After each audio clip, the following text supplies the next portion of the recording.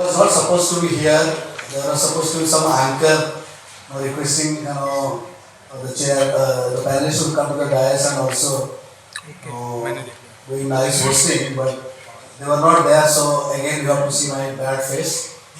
Apologies for that. Uh, Today's plenary is very important plenary, not because they have three great speakers and a great chair. This is also very important because it is a celebration of someone's memory who has been the founder and chair of ILDC, Dr. Tajamul Haque. I think many of you know him, and many of you don't know him. We have a small video to introduce Dr. Haque to all of you. We'll start that video now, and then I'll invite the panelists to put a keynote speaker to the dais.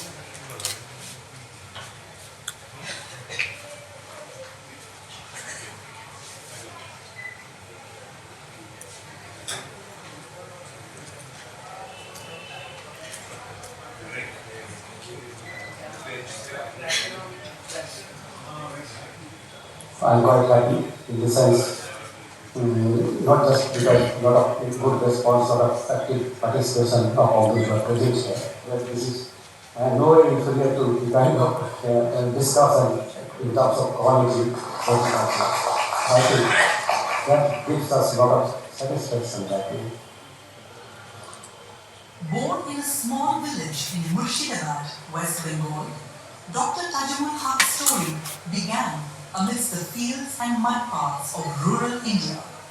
From those humble beginnings, he carried with him a deep understanding of what land means to the poor. Not merely soil, but sustenance, security, and dignity.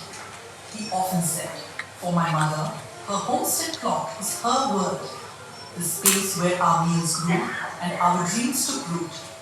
Through relentless hard work and quiet brilliance, he rose to become one of India's most respected policy voices, a scholar, economist, and reformer who never forgot the soil he came from. At every stage, whether drafting national land reforms, leading committees at Niti Aayog, or mentoring young researchers, he stood firm for India's most marginalized tenant farmers, landless laborers, women, and tribal communities. He reminded governments that policy must serve people, especially those without power. His work went beyond papers and reports. As a true people's economist, Dr. Haque bridged the corridors of Delhi with the courtyards of rural India. He built coalitions that changed how India sees land, from leasing reform to women's land rights, from recognizing community forest rights to shaping digital land records. He gave shape to institutions and ideas that endure, most notably the India Land and Development Conference, which continues to unite researchers, practitioners, governments, and communities to carry this vision forward. Even in his absence, his words and work guide a growing movement. Each year, as the India Land community gathers under ILDC, his spirit echoes in every conversation on equity, in every reform that touches a farmer's life, in every young researcher who dares to ask how to make land truly inclusive. Dr. Tajamul Haque showed us that the measure of a policy is not in its design, but in its compassion. And so, his legacy lives in the millions whose rights he fought for, and in those who now walk the path he led.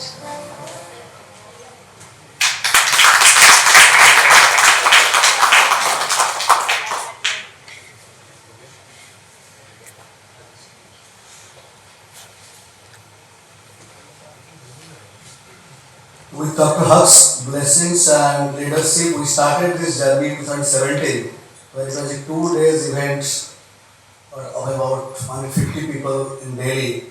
And now, as you see, as we come here in 2025, after 8th year, this is the 9th ILDC. We have more than 500 participants participating over 3 days and OTP conference, post-conference event, more than 73 sessions, and there almost with more than 400 panelists coming from 20 states of India as well as 20 other countries outside.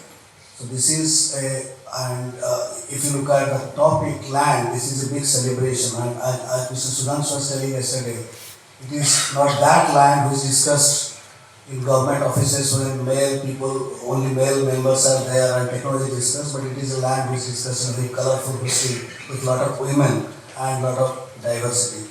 So to take this Dr. Haque's memory forward, this session is also equally diverse.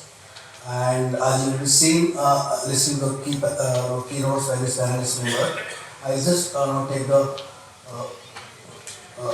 privilege of inviting them. May I first invite the chair of the session, Dr. Shekhar Shah. I think many of you know Dr. Shah. He has been, and he has been the advisor of IRDC since long, and as many of you know, he is a keen land enthusiast, studied in US, working in Port Foundation, World Bank, and later also leading National Council of Applied Economic Research for 10 years, where he grew his immense interest in land and also joined IRDC. Since then, he continued to support us, and he has been one of the most enthusiastic advisors of IRDC. Thanks, Mr. Shah.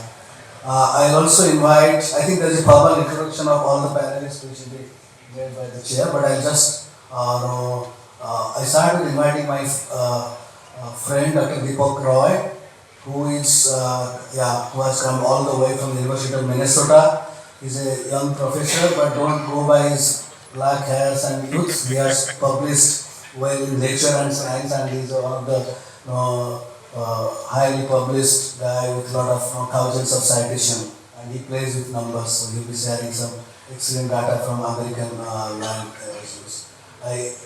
And following Deepak Rai, who is academician, let me also take the privilege of inviting a seasoned bureaucrat, seasoned land administrator, Mr. B.K. Agrawal, who has been still young at heart, and still very enthusiastic, and you'll be seeing him also participating in every sessions and asking questions still, trying to still land while he has been a seasoned administrator and a senior bureaucrat working in land administration. He has published a book on India's land registration. Last but not the least, we have also privileged to invite Justice Geeta Mittal, who will be providing the perspectives of legal dimension from a rich experience of working as several high courts of India. Before we start the session, can I also take the privilege to request the panelists to release a book, and this is only with ribbons, so there is no hard paper bound. So this is a small publication.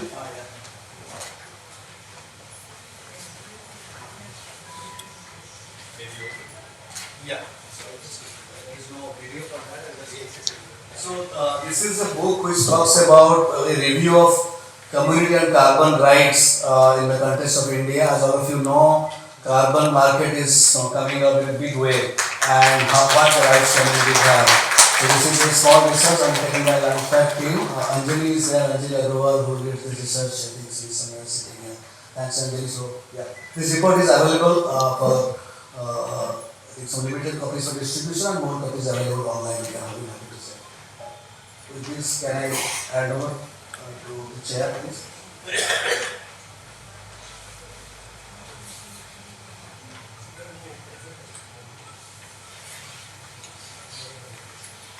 Thank you. Good afternoon, ladies and gentlemen, and welcome to this Haque Memorial Lecture. This is, as I've said, in memory of a pioneer and someone that is really the father of ILDC. So it's wonderful to be celebrating his life, his work, and his compassion. And to do that, we have a distinguished set of speakers whom I introduce. It would be wonderful if some of our backbenchers become frontbenchers. That way we feel as if we have an intimate connection with you You're not that far away. It will also help you not fall asleep after a lovely lunch. So, may I request some of you to move forward? It'll just be so much nicer for us to have a crowd. Thank you. I'm going to introduce each speaker as I request them to give their version. We are constrained by time and we are already starting some 16 or 18 minutes late. So I'm going to request each speaker to stay within their 20-minute designated delivery, and then hopefully I'll see what time is left and maybe speak for 3 or 4 or 5 minutes at the end, just to sum up what we've heard. I'm first going to request Justice Geeta Mittal to talk about her thoughts on this. As we know, she's a distinguished jurist and a former Chief Justice of the Jammu and Kashmir and Ladakh High Court until her retirement in 2020. She was earlier the acting Chief Justice and a judge of the Delhi High Court.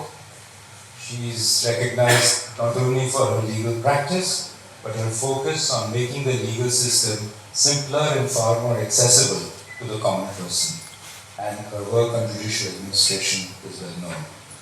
Her work spans reforms, gender justice, child protection, and legal aid, with a strong focus, as I said, on improving access and creating safer and more supportive environments, particularly for vulnerable groups. So she is extremely well suited to talk about land issues. She has also led committees on issues such as domestic violence, trafficking, and criminal justice, shaping policies that directly impacted communities across India. Please give Justice Mittal a warm hand.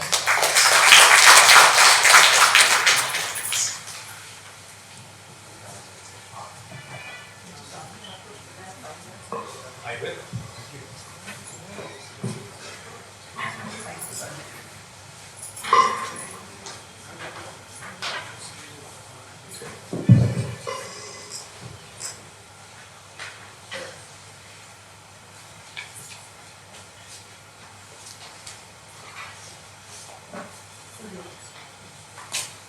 Namaskar, Sat Sri Akal, Assalamu Alaikum Salam. I like to be inclusive. That's been a mantra with me on and off the bench. And I think that's the spirit of this conference. I stand before an audience and before a panel of such experts on a subject I really feel I know very little about. And I'm truly humbled with the kind of work that each one of you is doing in this room, is doing and has been doing. So my experience with the subject matter of this conference comes from my work as a lawyer, where I had occasion to deal with land in Delhi, urban boundaries.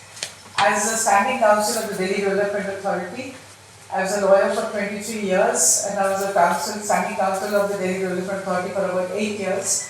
And then as a judge for 18 years, where I saw all kinds of issues, but not about the marginalized communities that you are addressing.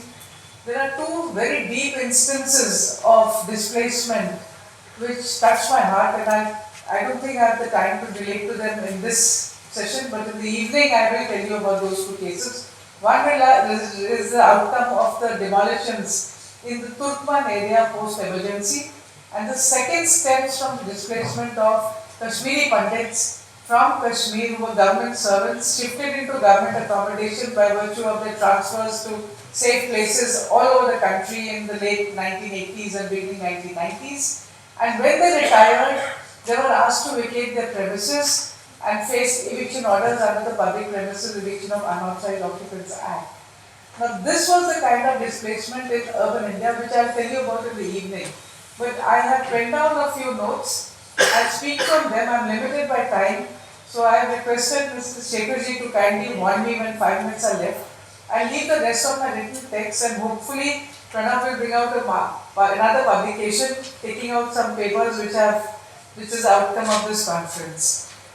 So I have to open by mouthing that it is such a privilege and a responsibility to stand before you at ILDC 2025, a forum that has since its inception brought together thinkers, administrators, lawyers and citizens devoted to one of the most fundamental questions of our time. How do we live with the land that sustains us? Having spent a lifetime in the law, first as an advocate and later as a judge, I've seen our land disputes are never only about acres and boundaries, they are about belonging. Every parcel of land carries within it a story of memory, identity and livelihood. Therefore, how we govern land is, in truth, how we govern ourselves. Let's look at land, what it actually is, as a living trust. When we speak of land governance, we are not simply speaking of policy or regulation, we are speaking of justice, of the ways in which ownership, access and opportunity are distributed in our society. I would like to remind everybody in this room that justice, equality, discrimination, fraternity, secularism maybe has some definitions, but these are notions, these are expressions which have no constitutional definition, they are not defined or bounded by any statutory parameters. They are really a perception of how each one of us perceives justice as having been done, discrimination as having been meted out, equality having been ensured. Colonial legacy still shapes this terrain. Despite notable examples, West Bengal and Kerala's redistributive reforms or Tripura's tribal land protection, the larger agenda remains unfinished. As you in this conference have realized, over time a shifting political priorities have narrowed the will to reform. The result is a widening gap between law on paper and justice on the ground. Nearly 70% of our rural population still depends on agriculture, yet holdings have shrunk, tenancy remains informal, and millions of farmers operate outside the formal credit and subsidy systems.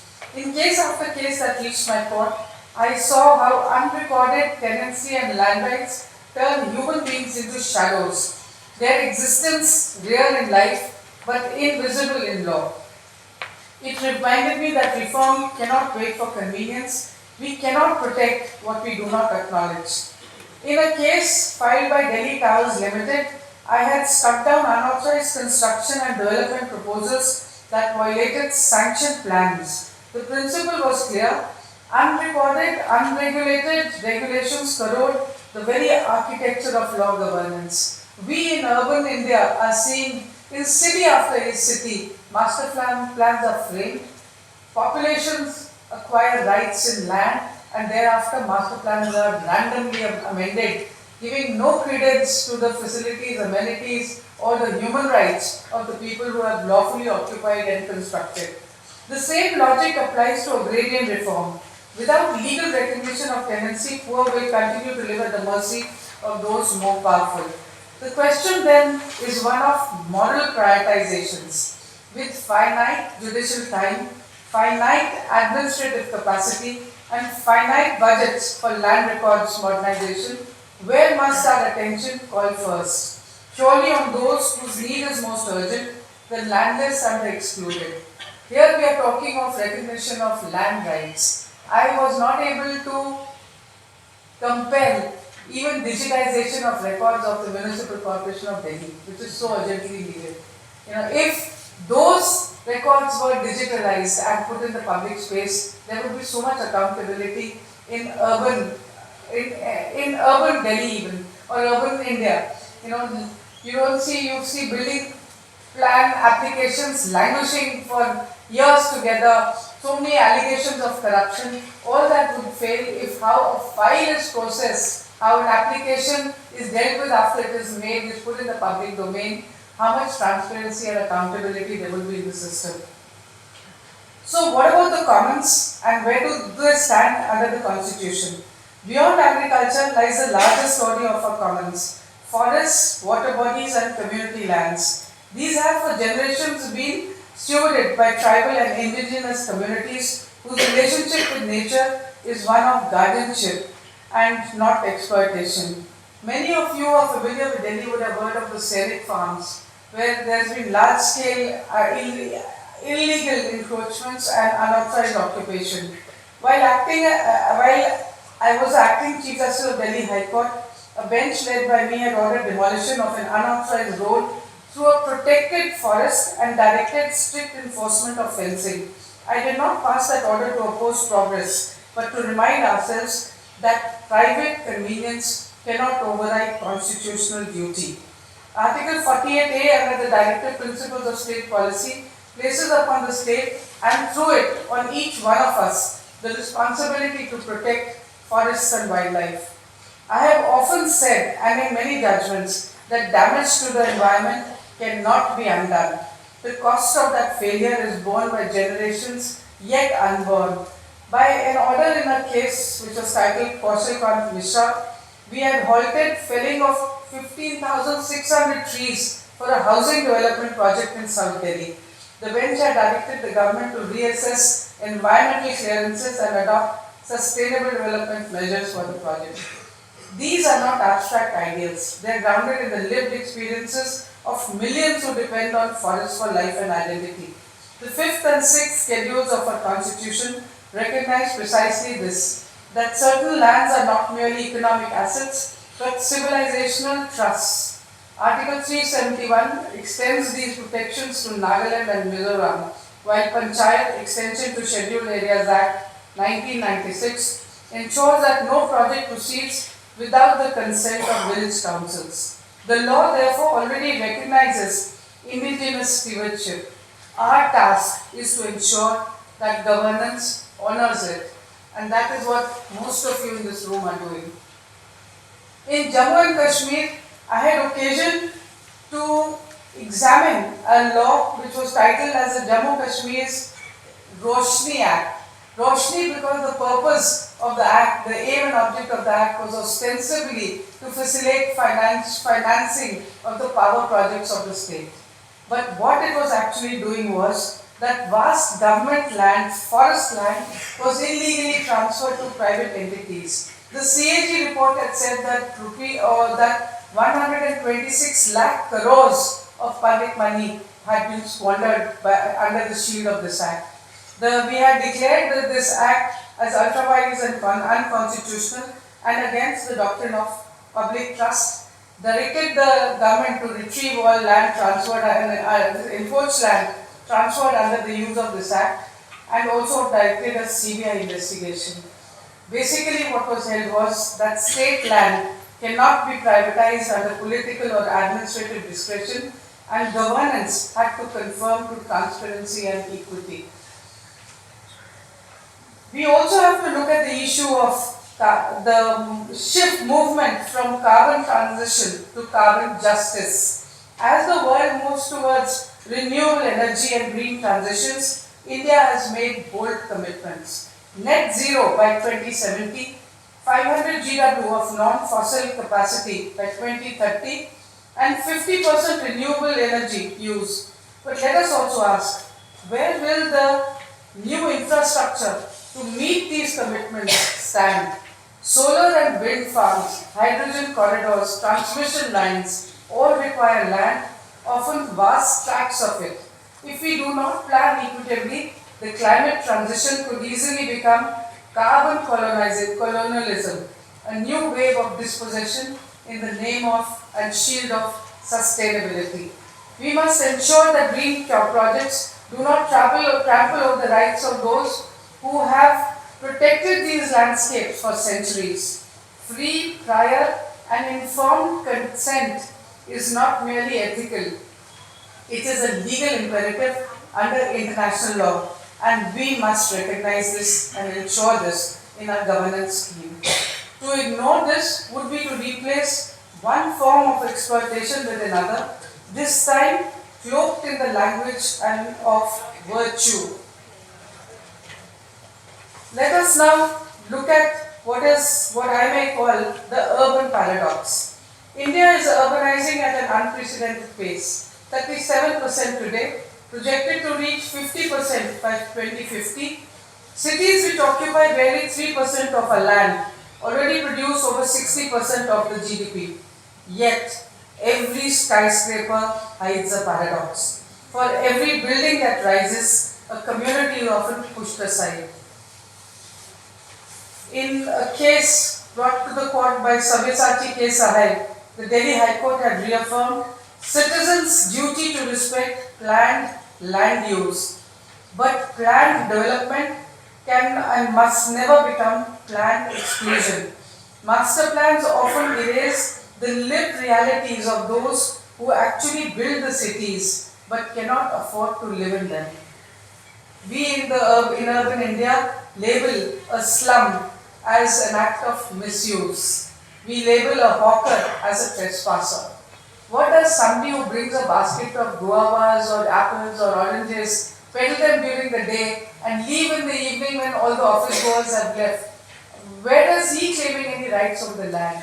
Yet he is the one who has to be removed and displaced, not the mighty and the rich and the powerful who occupy and build huge buildings which we go ahead and regularize. Why is it not possible to ensure adequate housing for the poor and to provide designated food courts or shopping areas where peddlers can legally peddle their ware when planning land use? At one time, a case was brought by a Kabristan Association, Kabristan Intizamiya Association, which had come to occupy public land and claimed that they had built a graveyard. We had held that no individual religious body or group can claim government land without title, even in the name of faith. In this case, the court had observed that open or civic land cannot be converted into burial or private property based on custom. Justice demands a single standard. The law must apply equally to the encroachment of the poor and the encroachment of the powerful. These lessons remind us that urban justice cannot depend on proximity to power. Cities must be placed where dignity, not entitlement, determines visibility. Technology offers hope, a chance to cleanse opaque systems through transparency. It ensures accountability in the systems. The Digitally India Land Records Modernization Program, then Swamitva and the GIS-based cadastral surveys promise clarity where confusion once reigned. I must share with you that my experience on the bench and my learnings on the bench stem from my learnings from the work of some of the best bureaucrats I have had occasion to meet. One of them, Dr. Nivedita Haran, is in the room before you, and I cannot even begin to tell you the kind of lessons that I have learned on land-related issues. When she was as back as in the early 2000s, when she was only a director in the Ministry of Urban Affairs in Delhi, in the MOUAD in Delhi, we had occasion to deal with several cases where there was one minister randomly denotified land needed for very serious public purposes, and she had the courage to take 7 files, including one where the minister had actually endorsed that he will treat it as an act of, insubordination if the denotification was issued on the same day. That file with her notings was kept in circulation for almost 2 years till the Prime Minister changed the portfolio allocation. About 5 minutes. 5 minutes, yes, I'm conscious of that, that's all. Thank you. So, and from there I've learned what courage can do, what ensuring real governance can do, what a person in administration who is so committed to the cause of justice can achieve.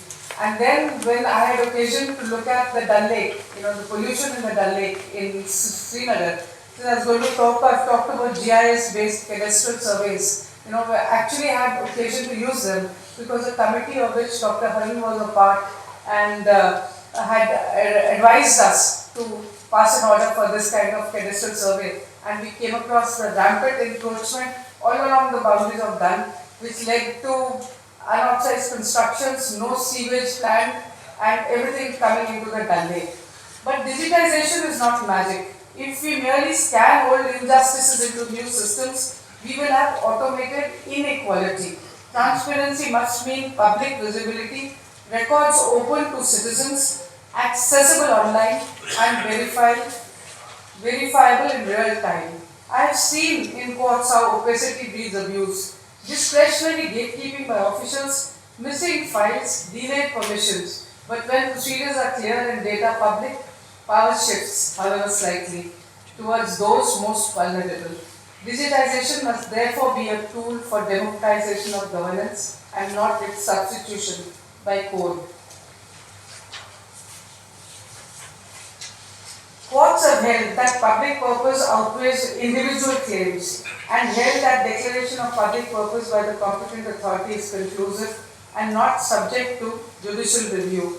I have learned that compassion and legality are not opposing forces. The true test of governance is whether we can reconcile empathy with accountability while also ensuring that compassion for the vulnerable never becomes an excuse for violating the law. That is to say that in the case we have to balance these rights and remedies when we are looking at regularization of slums in urban cities. The challenge before us to decide what matters most, so cost prioritization, a principle from ethics and economics alike, asks us to focus on problems that are important, tractable and neglected. In land governance, that means asking who remains unseen in our records. Where can one policy unlock the most relief? Which injustices multiply silently because they are no one's mandate? At the heart of every answer lies a constitutional truth. The state holds the land in trust for the people. The trust is not discretionary, nor can it be bartered for political convenience. Whenever governance forgets this, we turn a constitutional trust into a private bargain, and the weakest pay the price. So, some closing reflections. I have talked about stewardship, I have talked about preserving the conditions for justice as well. We are required as judges, administrators, policymakers and citizens alike to act not as owners but as custodians of something far greater than ourselves. For when agricultural land is lost to speculation, it is not just a field that disappears, it is the dignity of a farmer that is diminished. When forests are destroyed, it is not only the trees that fall, it is the memory of a people, the rhythm of their coexistence with nature that fades. When public land becomes private land through manipulation or neglect, it is not merely the law that weakens, it is the faith in the state's moral authority that erodes. To speak of sustainable development without speaking of ethical governance is to build castles on shifting sand. Also, true sustainability will not emerge from technology or finance alone, but from the discipline of conscience, from a collective decision that progress must never come at the cost of justice, equity, or the earth itself. The late Justice P. N. Bhavati once wrote that law must remain, and I quote, a living flame, not an academic abstraction, unquote. In the same spirit, let us ensure that land stewardship remains a living covenant between generations, between humankind and nature, between law and morality. Let us measure our success not by how much we extract, but how much we restore. Not by how many projects we approve, but by how many communities we empower. Not by what we leave behind in statutes, but what we leave behind in soil. So as we deliberate in this conference, may we remember that the true test of development is not growth alone, but grace. The grace with which we hold the land, and the humility with which we acknowledge that it does not belong to us alone. For in the end, to be a good steward of the land is to be a just steward of life itself. Thank you.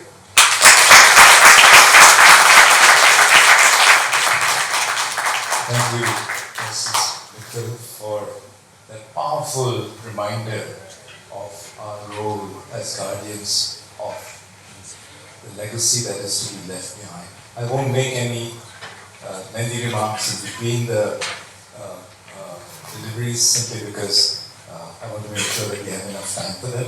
Thank you also for keeping to your time. We will not miss in that regard. I'm now going to call upon Shri B.K. Agarwal.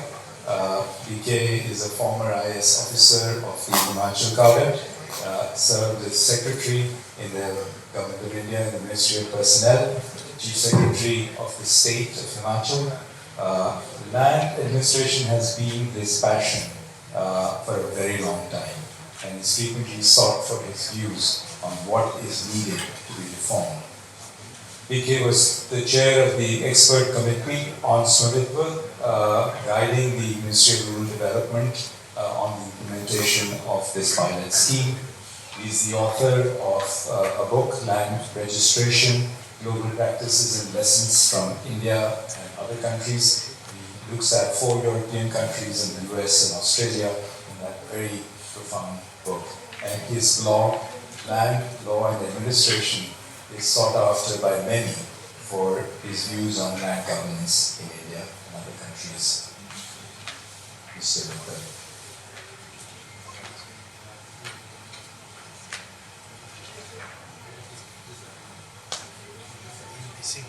Are we waiting for a presentation?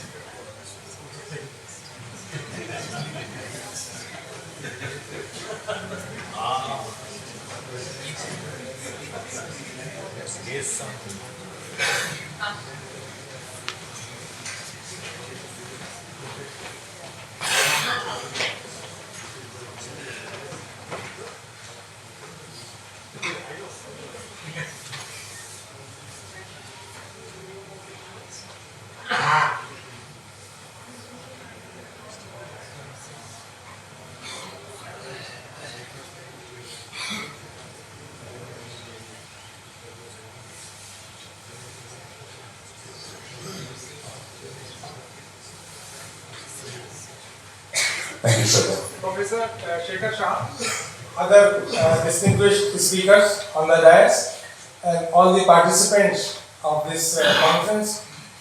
I am thankful to the organizers to call me here and allow me to speak to you. And let me tell you that this ILDC is a wonderful place. I have been here from yesterday. So much is happening, so much is being talked about by such diverse people. Like we can never have, in any gathering we attend. Like yesterday, I was hopping from session to session, and I could listen to this thing. Women, I could listen to transgenders, I could listen to tribals, and then real issues from the ground were being discussed here. So this is a great place. And that is a remarkable thing is that people from diverse background are collecting with one motive to improve land governance. So kudos to organizers for organizing such a wonderful gathering. So my topic is rebooting land administration in India, a leap beyond legacy. So basically, I want to invite you to think that how we can transform. How can we transform the colonial era system, which was established mainly to collect revenue, to a people-centric and development-oriented system? For that, I think we require really a leap. Not that we require leap. At this point of time, I feel that we are ready for that leap. Because a lot of things have been done. Like almost 100% records have been digitalized. There's a lot of, I keep on talking to the state governments and people, there is a lot of desire also to improve things. So I am very sure that this is a point when we can take really from the present system. But like digitalization is a very good thing, but we have to understand that only technology cannot transform land administration. Law and administration and procedures, they have to be transformed, because many times what we are doing is a state does something by administrative order or some software.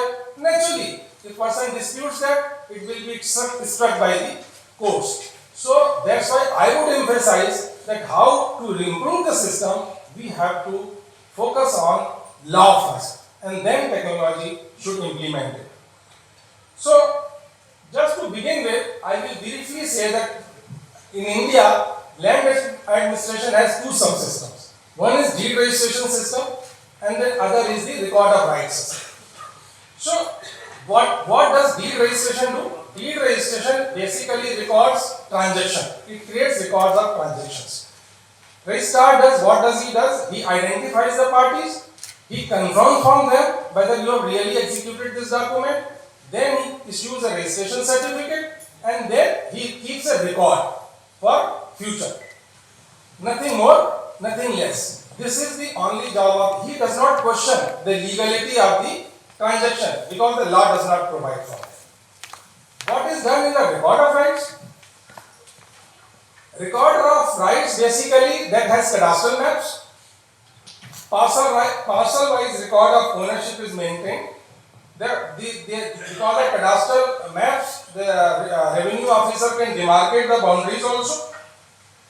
And any change in the records or any change in the rights of the land, rights of the people in this record can be only after a quasi-judicial process. That is the greatest strength of this record of rights. So there has to be a quasi-judicial process with the right of appeal to the people, to the higher authorities. And because there is a quasi-judicial process, then this record has a legal standing which says that this record is presumed to be true unless proved otherwise. So these are two subsystems on which our land administration system is based. Now where are we now? If we just summarize our land administration system, then I can say that procedures are very cumbersome, and I am averaging out. Some states have done wonderful work in some field, some state has done some in some other field, but if we can summarize the system, the procedures are very cumbersome and procedures are not that transparent. People do not know about them. It is very difficult to search records, multiple records, to know real title of land. So there is always uncertainty when you deal in land. Then lot of cases are pending before the revenue officers for years together of land disputes. That is also well known fact that in civil courts land disputes constitute a major chunk. So most of the civil cases, they are because of land disputes. Then very important thing is that in most of the urban areas where the disputes arise most, there are no cadastral records. So record of rights are not existing in most of our urban areas. And in the last I would say that we have done a great thing, digitization of 100%, almost 100% digitization of record. But power of digitization is severely underutilized. So we are not using full potential of digitalization.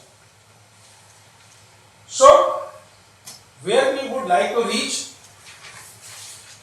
there should be reliable records, updated, always updated, so that we can know the real position of title. These records should be very easily available to the people, mostly electronically. And the processes should be very simple and transparent. Then there should be minimum disputes. So minimum dispute should arise, and whenever a dispute arises, we should be able to dispose them up very quickly with least cost and time. And more land related services should be available to the people. That is very important thing, because digitization of record is a great thing, but that enables us to provide more and more services to the people. We are not improving land records for ourselves. Purpose is we are custodian of record of rights of the people. So more and more land services should be available to the people, naturally electronically. So this according to me, this almost sums up that goal of our good land administration. Now, what we can do?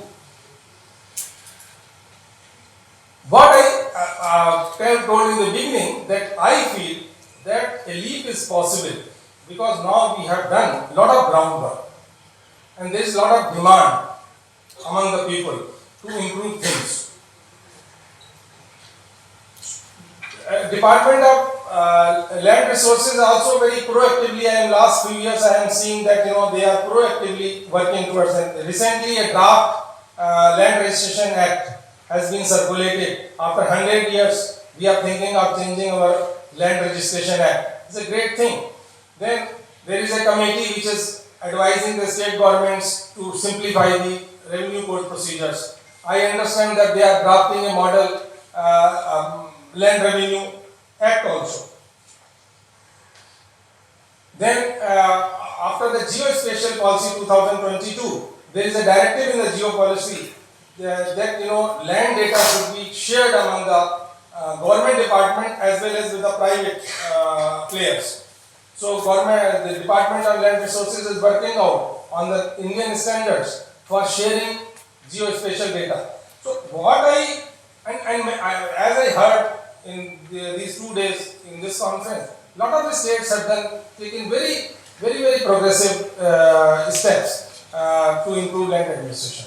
So I feel that now this leap is possible, but so what we can do, I have summarized few points which I feel that most effective, not very difficult to implement, but probably they will have very major impact on our land administration.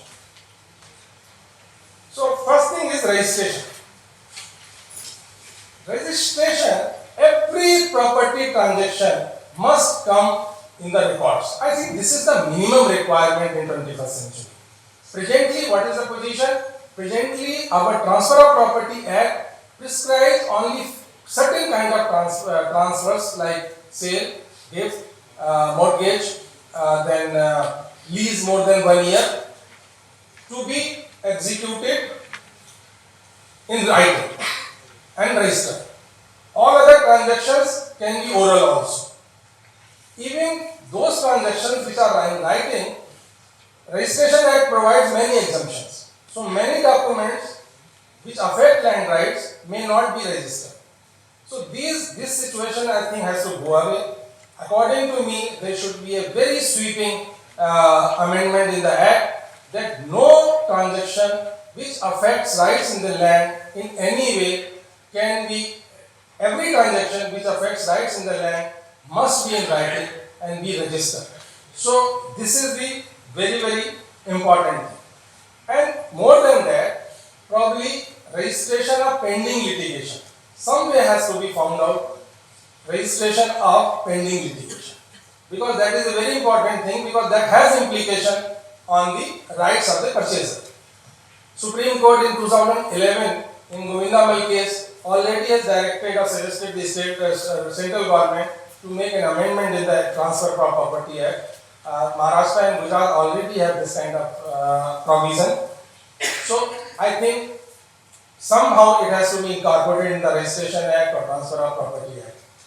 Then registration of bills. The bills also are major cause of dispute, unregistered bills. So if those bills, it can be mandatory. It can be made mandatory to register bills, which has been recommended by the Parliament Committee on Rural Development also. Then I think it will go a long way to reduce the disputes. Then integration of registration and record of rights. Actually, I told you that these are two subsystems. Unfortunately, they don't talk to each other in legal sense. So there is a need, because both records are complementary. Record of right has cadastral record, cadastral maps, which registration department does not have. And the registration department has the authentic information about the transaction, evidence for transaction. So both these records should be integrated. Okay, departments are different, but now it is possible with the digitalization that these two databases can talk to each other. So what can be done? First thing is that property should be strictly in the registration deed. Property should be strictly described as written in the R1. It is actually not happening. Sometimes it is happening informally.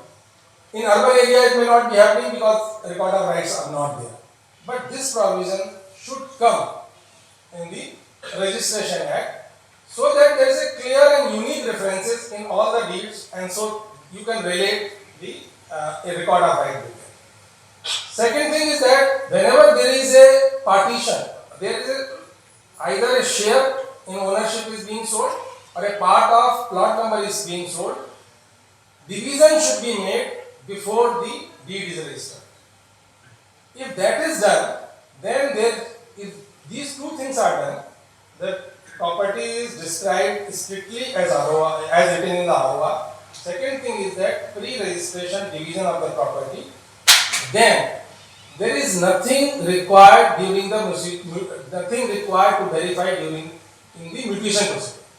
So according to me, if these two requirements are met, then lot of mutations of sale, purchase, etc. can be system triggered, or registrar can be given power there and there that mutation can be sanctioned. There is no need of separate proceedings of mutation with the revenue office. Then a dispute resolution. For quick disposal of disputes, it's very important that exclusive revenue officers must be posted for this work. I think in 21st century, we are still continuing with that sole system of Cornwallis, where multiple duties were given to the district officers. Some way has to be found out. To start with, at least appellate authorities should have exclusive work, no other work, so that they focus on the court work and dispose of the cases quickly. Then our revenue acts, mostly they have provision for multiple level of appeals, review, revision, which is not required actually. Those kind of levels are not even, I think, available in civil cases. Appeal against order of Tehsildar can go up to state government. So that is not required, because mostly we are dealing with the documents. We are not actually dealing with the rights. We are dealing with record of rights. So such multiple level of appeals, revisions and reviews are not required. Those should be removed. And if there is a serious question of title, then person otherwise also will have to go to the civil court. Then, most important thing I feel that now there is a time that online dispute resolution should be implemented in revenue cases. As a rule, I think. I would say that there should be a reason to have a physical hearing. All cases can be ODR. There is no need for presence of people, because most of these cases can be decided or are decided on the basis of the documents. No evidence etc. is required in 99% cases of before the revenue officer. I am talking about only the record of rights cases. The tenancy etc. Cases which they decide actually civil rights, those are different. But at least this correction of mutations, appeals against mutations, correction of revenue entries, all those things can be ODR. And this is the policy of the Supreme Court is holding cases on video conference. So that can be done and it should be done. Then ADR, alternate dispute resolution. Some acts have provisions for arbitration, and that can be very effective in revenue cases in dispute, boundary disputes, etc. In some states, the legal provision is there for arbitration in revenue cases, but that is not being used, as I know in Punjab, Himachal, and Haryana.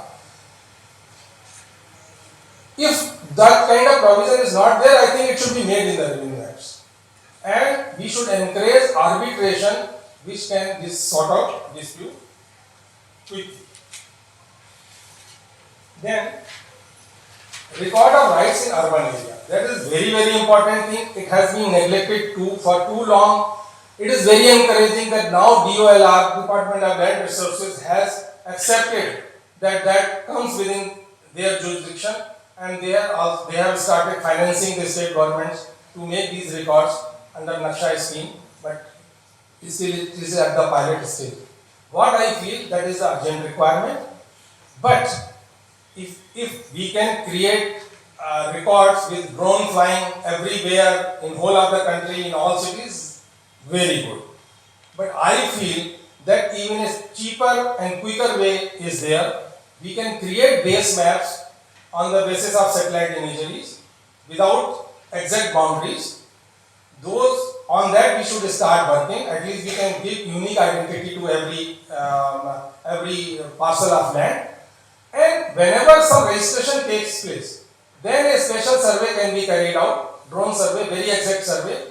Boundaries can be certified, opinion of neighbors can also be taken, and then for that plot which is recently sold, exact boundaries can be recorded in our record. Nowadays with technology it is possible that you have a base map with less accuracy, but you keep on increasing its accuracy as the transactions take place. That approach can also be thought of. It will be incremental approach.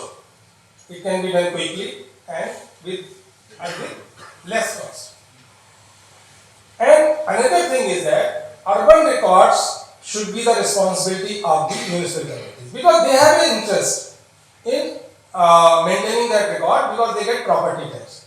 So urban records should be, it should have a legal status of record of rights. It should have those judicial processes also, but the power should be given to the municipal authorities and that should be integrated with their property tax records so that they have interest in maintaining that record, but all those mutation etc. should be through quasi-judicial processes as is happening in rural areas. Because the office of the collector, tehsildar, they probably will not be able to maintain records in the urban area. Then, last, land related services. This is very important. As I told that I feel that power of the digitalization is severely underutilized because we have computerized our records, but the services which are possible through those records probably are not reaching, and it is basically diverse. Like in some states, in some sectors, services is giving, but if they are giving 5 services, I feel 20 services can be given, and in some states, actually nothing is being done. So, what we can do is like easy access of land data to landowners. Yes, there are portals now, most of them, but you can just take copies, etc. I feel that even we can give a sort of we can create a land account for everyone, a sort of a login ID as we have a bank account, and there through that account he can save the records also, previous transactions records, and then he can avail lot of land related services, pay taxes, get copies, transfer, apply for mutation, apply for registration. So lot of things can take place if we and it will be very convenient that I have one account, I just log in and then avail my services through that account also. Then making available land data to the private companies and other government agencies. There is an immense possibility. Let me explain how. First thing is that government agencies. Lot of government agencies, other government agencies would like to use our land records. Like for example, construction authorities, like about road, NHRI, PWD, agriculture department. So we should facilitate that how they can download or they can work on our data. And then, as I told you, that there is some exercises going on how we can what can be the standard of publication of data so that multiple departments can use. But simple thing is that many authorities can be given login access. Through that they can improve your land records. Like for example, we give login to land acquisition officer. So whenever he passes issues a section 4 notification or issues a sort of a land acquisition award, then immediately he can sort of create a remark which can be posted against all the plot numbers which are affected by this order. So whoever gets the copy, he also knows that this thing has happened here. Similarly, if we decide that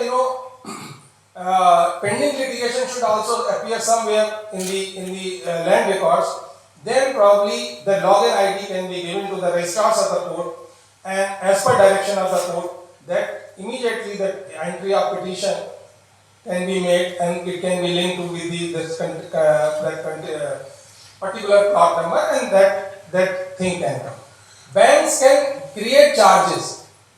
Whenever there is a mortgage, banks can verify data, banks can create charges themselves. I know that there we have to have sort of a controls, etc. But there is a possibility which will improve life of the people and which will improve our data also. Private sector. What I feel is that whatever services we can think in government sector, private sector will can innovate 20 times. So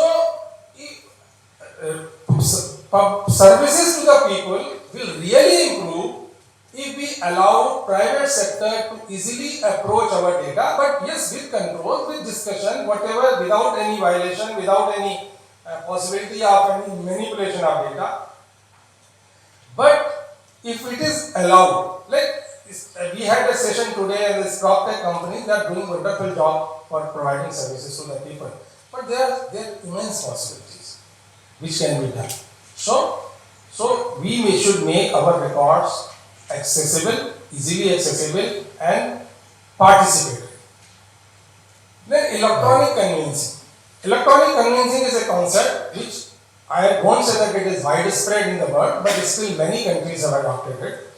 When you can register a document without going to the registrar, visiting the registrar office, using your digital signature, there is a possibility in the Draft Act, Registration Act 2025, the Government of India has also mentioned this thing, but we have to really work on this, because as I told that our registrar identifies the parties and that he confirms execution from the parties, which is not there in USA or France or Netherlands who operate the registration system. It is extra work to our registrar. So we have to find out a way that if we implement electronic conveyancing, then how those identification and confirmation of execution from the private parties will take place. But there is a possibility, and it will be a good improvement in our system if we can do registration without even going to the registrar.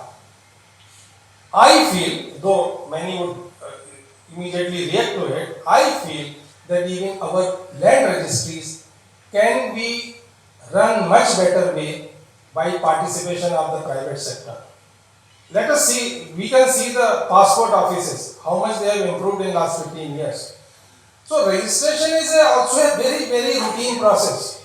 It is so without removing the authority of the registrar, probably all those processes which are happening in his office can be privatized under a proper sort of a terms and conditions, and that can provide quality services to the people. I think many states, many countries have, Australia, Canada, they have tried this and with good results. So we should think over it.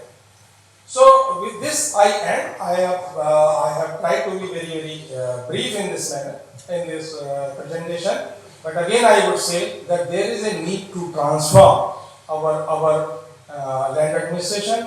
Focus should be people-centric, services, more and more services to the people, easily accessibility of the record, and wide sharing of the record, because it's a public data actually. Otherwise, legally it is public data, registration record also and ROR also. So I don't think there is any problem in sharing with the private sector, but only thing that we have to facilitate. We have to publish data in such a manner that many agencies, and not only private sector, even the government agencies.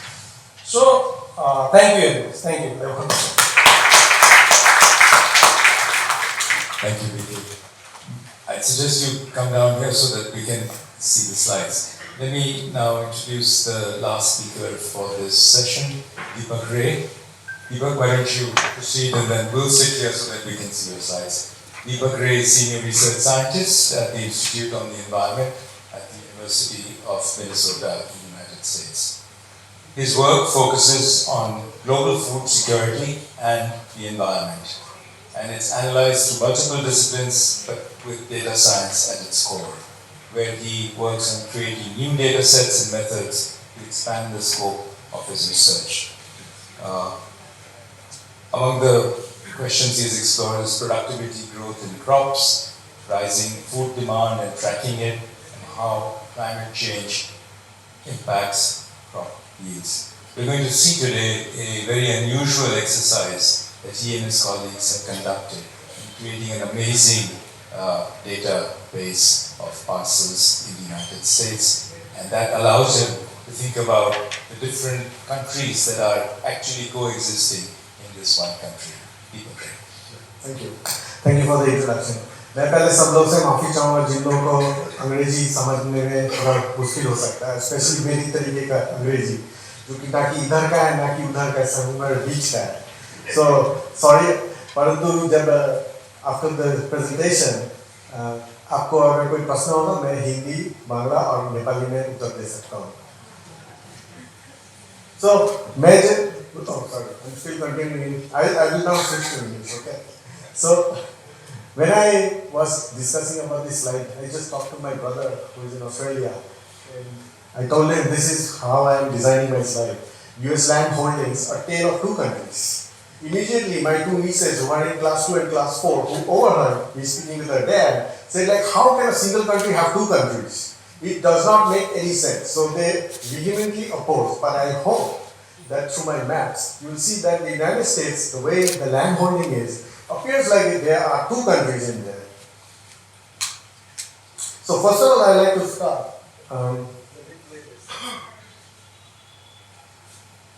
So here are two folks who are going around this beautiful forest in Maine, which is in northeast United States, and this is a heavily forested area, but it's serendipitously, on the 15th of November, I was sitting and finalizing my presentation. I said, okay, let's see, what is the new thing about Donald Trump today in New York Times? So I opened the New York Times to read it, and this news article comes up.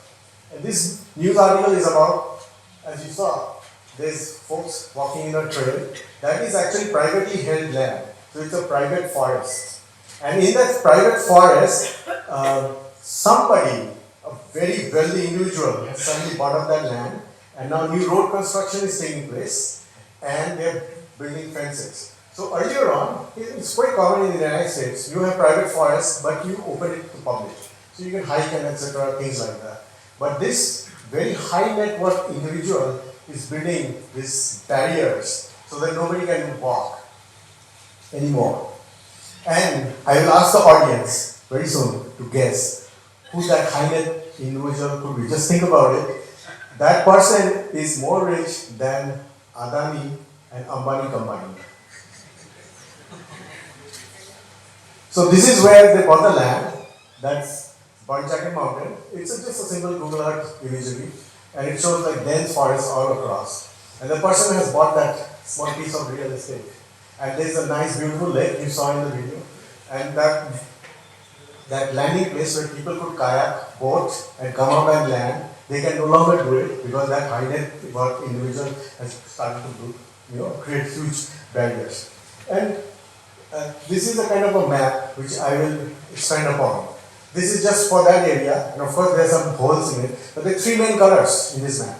A white color, which is actually land held by timber companies. So in the future, maybe 5 years, 10 years, I don't know, they will cut down that forest for timber. The second dominant color is red color. These are all privately held lands. Just like this person who has bought this land. But it could also be a timber company land because you allow companies to hold land through subsidiaries. And you never can figure out who is really the owner of this land. It may be true also in India. And then there is a third color, which is green color, which is actually public land. And public is defined in different ways in different countries. And I'll explain a little bit more what this means. But now, the quiz. 3 chances. Who is this individual who bought this land? Elon Musk. That person is a little bit less rich than Elon Musk. Bill Gates is a very big owner of land in the United States, but he does not buy forests, he buys agricultural land. Bezos, little bit less rich than Bezos, I would say. 3 chances are over. It is a person whose product you use almost every day on your phone. Zuckerberg. So he likes name. So he just bought this land for a few $1 million. Nothing, no big deal. And people can buy it like that in the United States. And I think they can buy also in India. And in this conference till now, I think this is what I am learning. That land tension between public lands, private lands is there everywhere. ये कोई भारत या America का बात नहीं है. Land related problem सब जगह में है. भारत जैसे भिन्न भिन्न प्रदेश वैसे भिन्न भिन्न प्रॉब्लम उसी तरीके से अमेरिका में भिन्न भिन्न प्रदेश और भिन्न भिन्न problem. Main is a problem of who is owning the forest land. So this is what it is. Okay, some boring stuff now. Salient features of US land. US is the 4th largest country land-wise. Russian Federation, Canada, China, USA. So anything which happens in the land sector in the United States has the potential to shake up the entire set of carbon in the world at the planetary scale.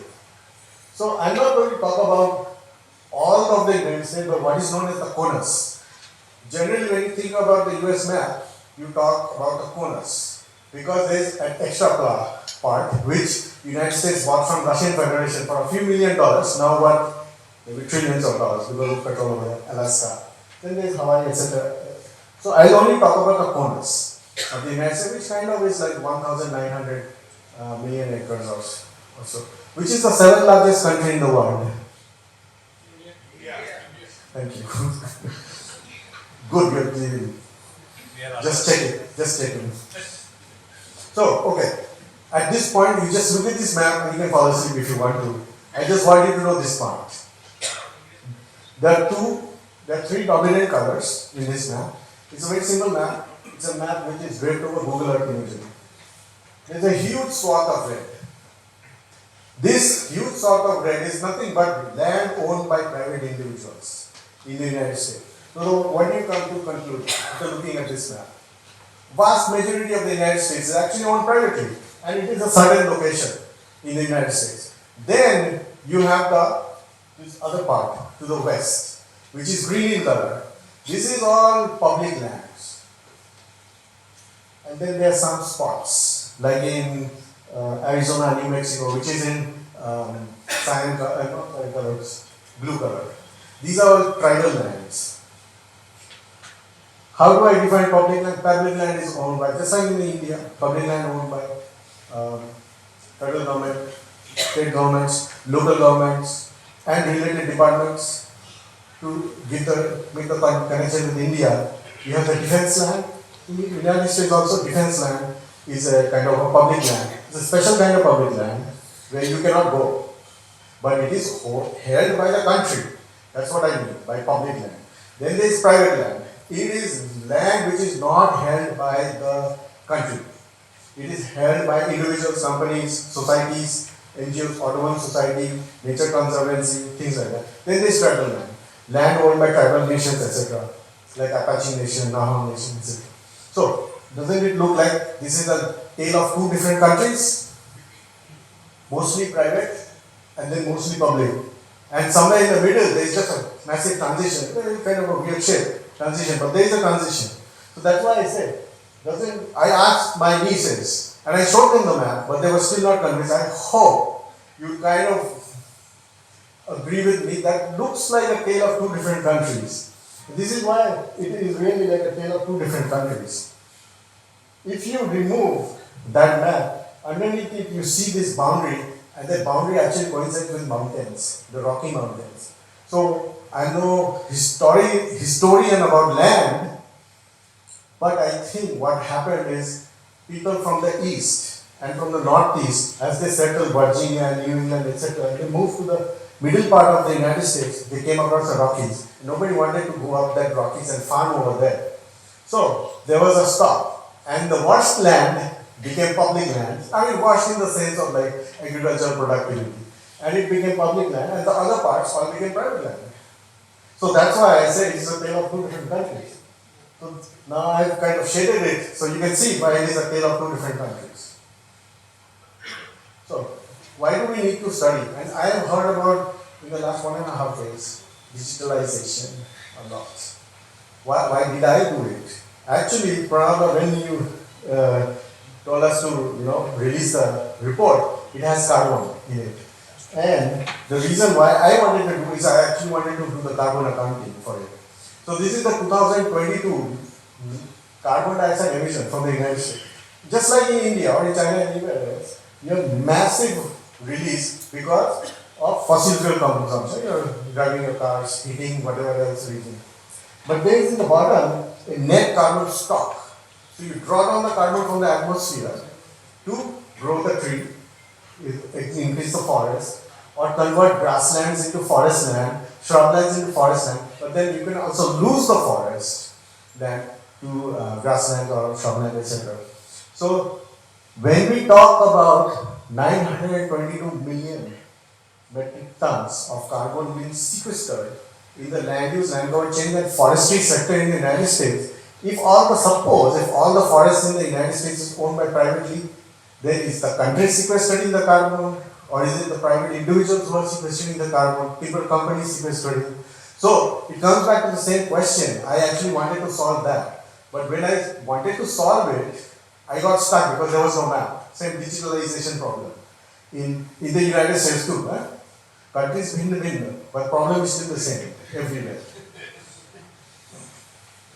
So some more issues like what you can do. If you suppose you manage to digitalize and you give it to me or a team of researchers, and this is just a research presentation, unlike the very tricky and tough things about judicial systems and laws and all, which is like out of my head. I didn't mean to do that. So I think, and I've searched about it because as a researcher I need to know, like before I start any activity, does a gridded data set of public and private ownership lands really does it exist in the US? There could be some which is 20 years old, but there is no current information. So consequently this allows me to build a map, the one which I showed you, and then utilize it to answer any number of land related questions. Two examples I gave, carbon, and the next one was about wildfire. But there are any number of questions you can answer essentially. Okay. So now the boring part, because in the middle of the talk, and my teachers and all told me, middle of the talk is where everybody falls asleep. So that is where I put the methods. And at the end you'll all wake up, where we'll conclude. So okay, you can go to sleep if you want, but this is actually how I do it. How is in the United States you'll say, how is the sausage made? But here I should say what? How is the butter paneer is made? So this is how the butter paneer was made. So this is actually my campus of the University of Minnesota, and one of these places has my office somewhere over here. And there is to the west, towards the west you see a road. On the other side of the road is actually where all the professors tend to have their houses and many other people. So it's private. I already know this. And on the right side, to the east, you have all the University of Minnesota campus, individual parcels. And as I say over here, we have around 500 parcels over here. So my job now is to look at the name of each individual parcel and decide, you are private property or you're public. And keep doing it. So that's the sausage making process inside it. So I made the sausage, and I'm kind of right, except for that small red dot, which actually is the University of Minnesota's power plant. In the United States, individual universities can have their own power plants also. So this is where the power is made. Now in the name, it says, it is a University of Minnesota power plant, but it has the addition of company. So now if it is a company land, now I am confused. So for now, I am letting it slide and saying it doesn't matter. As long as you have the name company, then it should be a private land. But these are all the sausage making process challenges. So Some common public names: University of Minnesota, regions of the University of MN, regions of New Orleans, city of St. Paul. We have many combinations. These are unlimited combinations are possible in just these 500 parcels. And you can think about like expanding to India where there are 33 crore parcels. And how will you make the sausage? No wonder everybody is talking about digitalization, but not a single map has been shown yet. Private names, so individual names like whatever. So in Bengali it will be Ramsam Jodumoru. So you have Ramsam Jodumoru, and then you can have company names, all ending with corporation, cooperative, incorporated, LLC, LL, limited liability, LTD, whatever, any combination you can think of can appear. Your job as a researcher is to write an algorithm which can crunch through each of them, name, and pop out at the other end this kind of a classification. So which is what I did. So I went ahead and did that for the whole of Minnesota. 3.2 million individual parcels classified, 32 lakh parcels classified in this way. That covered like 52 million acres. So I did it, and here is the map. Most of the north and northeast is public land. They are actually forests. Very nice, beautiful places where you can hike, kayak, whatever else. And towards the south, it's all agricultural land. All the fight which is taking place of India and trade has to import more corn, more soybean from the US. One of this area is where this is grown. And they are all private, of course. That kind of makes sense, right?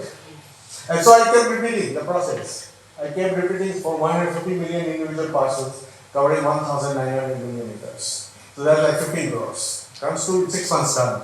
You give me the data, this few months you will do it for India. Okay, but as a scientist, we cannot get away without proving our accuracy. How do you know you did it correct? You now have to prove it somehow. So you have to go to an independent data set. Thankfully, our partners are the USDA Forest Service. So United States Forest Service. United States Forest Service maintains like 250 different locations, 250,000, so 2 lakh locations, and they are tracking that same location for the last century or something. And every few years they go and, of course, measure how big is the tree or how tall is the tree, etc. But they also measure who is the owner, and that ownership can switch. So they know where is the ownership.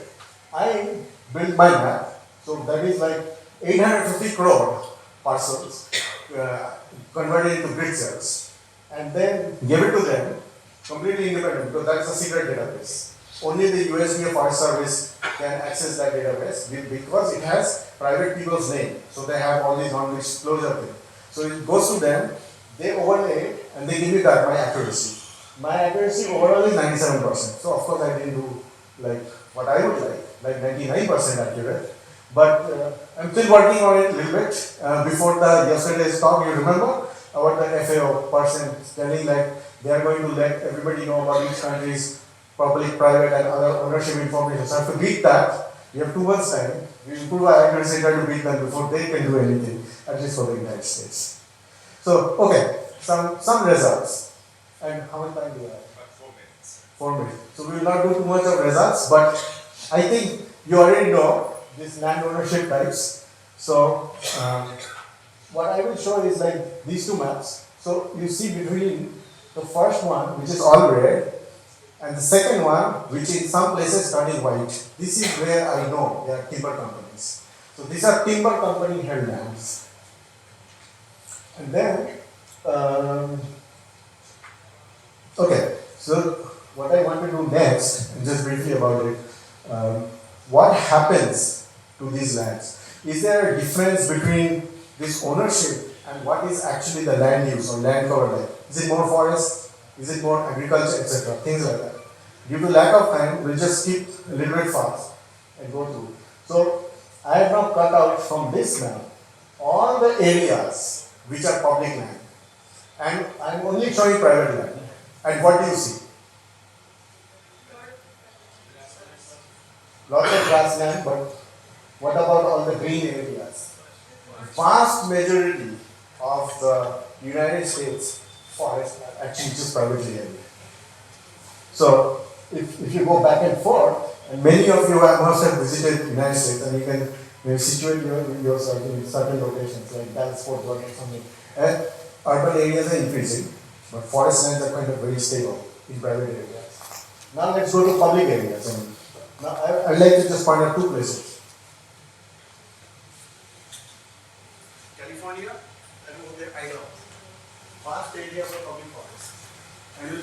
back and forth. So, what is, oh, sorry, went too fast. So, year 2000, publicly held forests. Year 2024. Oops, what did I press? Sorry, yeah. 2024. Forest is going away. Public forest nobody cares. It's getting burned down. And because of lack of time, I will not talk about many other things. We'll end it. Deepak, take a few more minutes. This is so fascinating that I think we can easily have you take a few more minutes, please. Okay. 5 minutes. Thank you, Chair. This is a histogram. Economists love histograms. Just for the love of Ranjan. Histogram.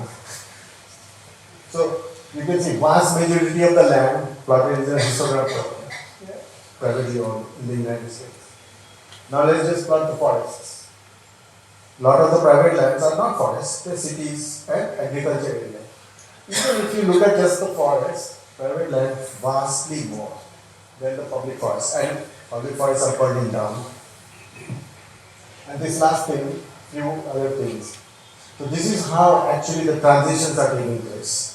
Every few years, some amount of forest is burned in public areas and gets converted into grasslands and croplands.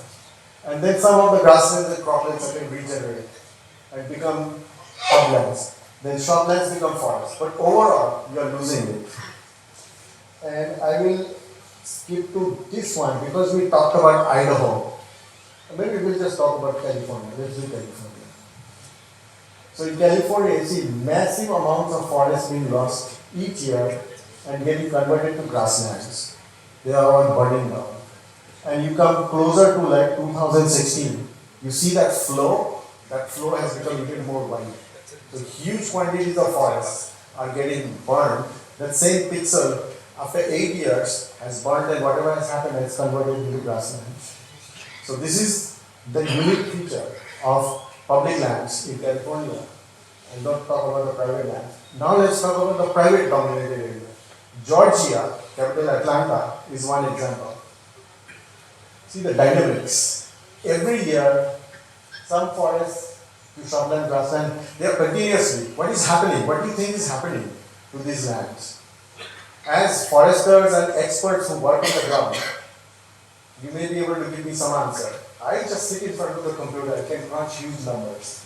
But what do you think is happening every year? Every 8 years or something, forests being lost, but net, no real change. And there is no fire in North Georgia. Fire is all in the west.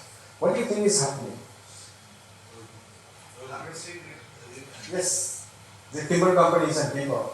Harvesting is regrowing. Harvesting, that there is a time sequence. You're harvesting and regrowing. So, bringing me back to the same question, who is sequestering the carbon in the United States? Because public forests are getting burned. So, when Grant Donkey, who is our lead from the United States side to report to the IPCC, and who is a co-author in this, he reports that United States is sequestering carbon in its forests. It's a questionable thing. Who is really sequestering? Is it the country sequestering, or is it like the private forestry? They are sequestering, they will cut it down, and you will regrow. They will cut it down, and you will regrow. Okay, thank you. And here are the 3 takeaways. It is possible to map also in the Indian context.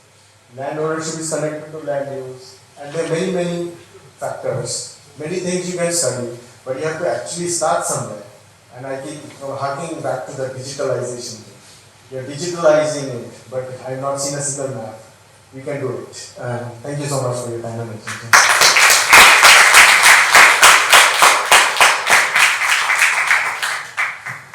Thank you, Deepak, for that fascinating example of what research does when it's done carefully and with great commitment, how it opens up eyes and ears and shows us what's actually happening on the ground.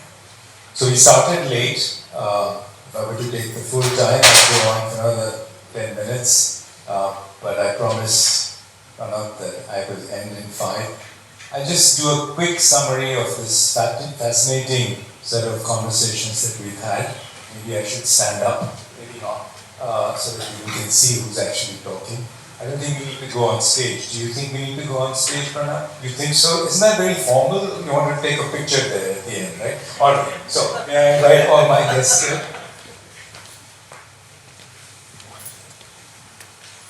Then I'll go to the podium and I'll speak to them.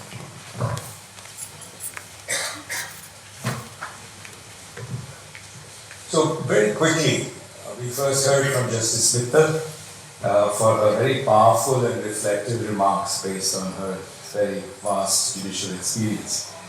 And she reminded us that land is not just a financial asset, it is a living trust, and I think those were your exact words, that shapes identity, security, opportunity for millions and millions of Indians, especially those whose only store of value may be the land that they till, they lease, they own, or they live on, and who are particularly ill-equipped to negotiate either with market forces or, sadly in our country, even government forces.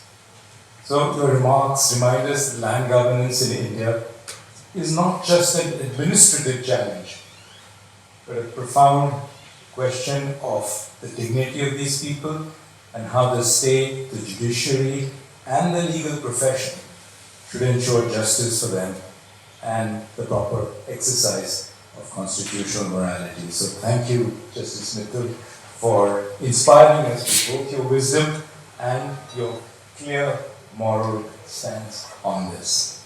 Then we heard from Shri B.K. Agarwal. B.K., thank you. It was a very clear, forward-looking presentation, presented with the tremendous energy that B.K. always brings to his convictions and his commitments that he feels so strongly about. You described the current challenges in the registration process, fragmented and unlinked records, lack of urban record of rights, high litigation burdens, and the inappropriate use of technologies as a silver bullet that is supposed to solve all ills. And the latest episode there is blockchain, where blockchain is supposed to be solving all the problems of title. So I really appreciated the roadmap that you proposed, the way you laid it out, from universal registration for all to land-related transactions, to strict property descriptions, and a range of different items that you mentioned that hopefully will be something that we can follow. And most importantly, the destination that you described, reliable land records, simpler updating, easier access to information, minimal litigation, seamless land services. These are all exactly the transformation that millions of citizens in this country need. So it's a leap that takes India beyond legacy systems and into a transparent and modern land governance structure. So thank you, BK, for that clarion call and the roadway to the future. And finally, Deepak, thank you for this really eye-opening way in which a dedicated scientist can use his imagination and that of his team members, use available resources. Each of those land parcels, 150 million of them, 150 million parcels, based partly on tax records, because that's where they come from. Local governments tax these parcels, so that's the source of the fundamental source of the information, and translating them into, I think, what, 8.5 billion cell, right? So it's all, of course, powerful work using computers, but this is an extraordinary achievement, and it speaks to what BK was saying about digitized to what purpose. If we are not going to be able to use this information for improving services, improving understanding of natural phenomena like climate change and what's happening, therefore, to privately owned land, publicly owned land, etc., then we are not at all getting anything out of that digitization. So you had a story about two countries, private land and public land, and the vast differences between those. And it's an eye-opener to know that actually what the United States is sequestering is mostly through private ownership, as opposed to one's assumption that it must be the state that is acting as the guardian of the United States' ability to control its carbon emissions. So with that, all I have to say is, I think if Professor Haque were in this room today, he would be most pleased, because we had an important member of the judiciary talking about what needs to be done in the courts, what needs to be done when things, even before they reach courts. Then we had Haque talking about a roadmap for reform, and finally, an excellent example of what science can do. Tajmal Haque was really a crusader for inclusive land rights, and it's now more than 4 years since we lost him. But I'm so pleased that ILDC continues to be a memorial to this amazing individual, and his thoughts and feelings and his concern for the poor is reflected in the inclusion that ILDC represents. So let's give our speakers a warm round of applause. And let's keep the spirit of Tajmal Haque in our hearts and our minds. Thank you all for listening.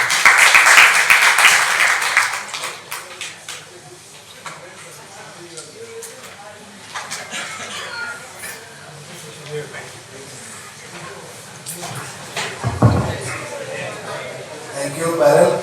We'll have a 5 to 10 minutes break, please don't, because we have dinner tonight here and we have a longer break after this event, this last plenary. So those who You get a picture of us, excuse, before you let everybody go. We have to memorial. Where are your photographers?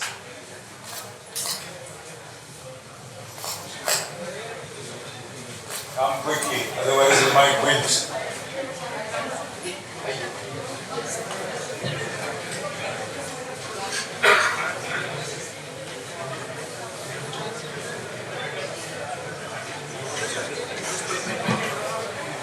background.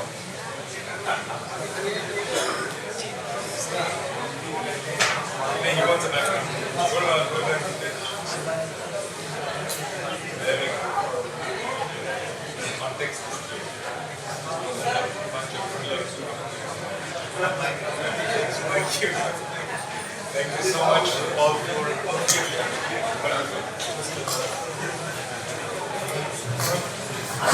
Request all of you to come back with a 5-minute break so that we continue the plenary and then we have a longer break before the